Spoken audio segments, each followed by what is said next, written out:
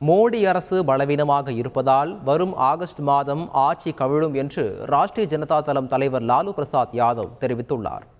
ராஷ்டிரிய ஜனதா தளம் கட்சி தொடங்கப்பட்டு 28 ஆண்டுகள் ஆனதை அடுத்து பீகார் தலைநகர் பாட்னாவில் நிகழ்ச்சி நடைபெற்றது. இதில் முன்னாள் முதலமைச்சர் லாலு பிரசாத் யாதவ், முன்னாள் துணை முதலமைச்சர் தேஜஸ்வி யாதவ் உள்ளிட்டோர் கலந்து கொண்டனர்.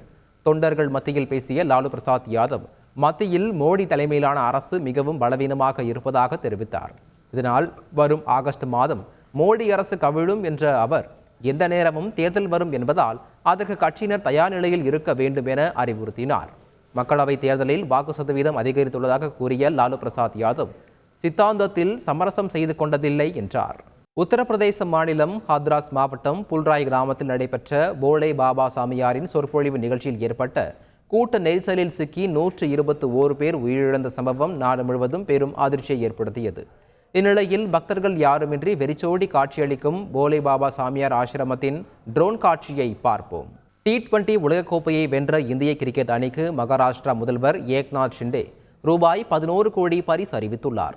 மும்பையில் முதல்வர் ஏக்நாத் ஷிண்டேவை இந்திய வீரர்கள் ரோஹித் சர்மா, சூரியகுமார் யாதவ், சிவம் தூபே, ஜெய்ஸ்வால் மற்றும் பயிற்சியாளர் சந்தித்தனர். அனைவருக்கும் சால்வை அணிவித்து வாழ்த்து தெரிவித்த ஏக்நாத் ஷிண்டே விநாயகர் சிலைகளை பரிசாக வழங்கினார்.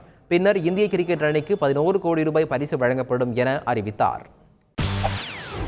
செய்திகளை உடனுக்குடன் தெரிந்து கொள்ள உடனே சப்ஸ்கிரைப் பண்ணுங்க.